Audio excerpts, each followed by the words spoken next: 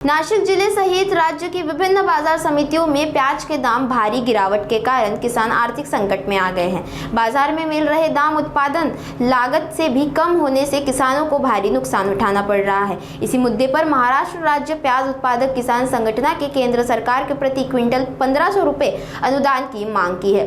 संगठन ने चेतावनी दी है कि यदि जल्द ठोस कदम नहीं उठाए गए तो राज्य भर में उग्र आंदोलन किया जाएगा। महाराष्ट्रामध्ये विविध बाजार समित्यांमध्ये शेतकऱ्यांच्या कांद्याला कवडीमोल मातीमोल दर मिळत आहे। सोलापूर बाजार समिती असेल, पुणे असेल किंवा नाशिक असेल किंवा महाराष्ट्रातील विविध बाजार समित्या, शेतकऱ्यांनी आपला उन्हाळी कांदा बाजार समितीत विक्रीला घेऊन गेला असता 100, 200, 500, 600 इतका कमी दर मिळतोय। एकीकडे कांदा उत्पादनासाठी प्रति क्विंटल 2000 पेक्षा अधिक खर्च येत असताना शेतकऱ्यांना मात्र उत्पादन खर्चापेक्षा खूपच कमी दर मिळत आहे। असे असताना राज्यातील सरकार, केंद्रातील सरकार कांदा उत्पादकांच्यासाठी कुठल्याही उपाययोजना करत नाही।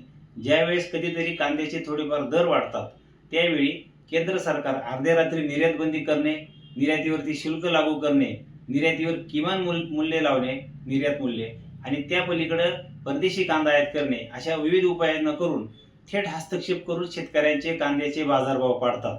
मग बाजारभाव शेतकऱ्यांच्या कांद्याचे कमी असताना हे सरकार मात्र गायब झालेलं आहे। शेतकऱ्यांमध्ये प्रचंड संतापाची भावना आहे। एकीकडे अवकाळी पाऊस, गारपीट, दुष्काळी परिस्थिती या नैसर्गिक आपत्तीवर मात करून शेतकरी जेव्हा आपला कांदा पिकवतात त्या शेतकऱ्यांना त्या वर्षी कांद्याला किमान 2,500 ते 3,000 यापेक्षा अधिक दर मिळून नफा होणं गरजेचं असताना सरकारी हस्तक्षेपामुळे नाहक नुकसान सहन करावं लागतंय। यामध्ये विरोधी पक्षही शेतकऱ्यांच्या पाठीशी किंवा शेतकऱ्यांच्या कांदा प्रश्नावरती सरकारवर दबाव किंवा आंदोलनात्मक हे करून कुठल्या प्रकारची शेतकऱ्यांना मदत करत नाही। आता शेतकरी खूप संतापलेले आहे, कारण कांदा उत्पादन घेतल्यानंतर कांदा विक्रीतून नफा होण्याऐवजी कांदा विक्रीतून नुकसान होत आहे। उलट खिशातून शेतकऱ्यांना भाडं किंवा इतर जो खर्च आहे तोही करावा लागत आहे।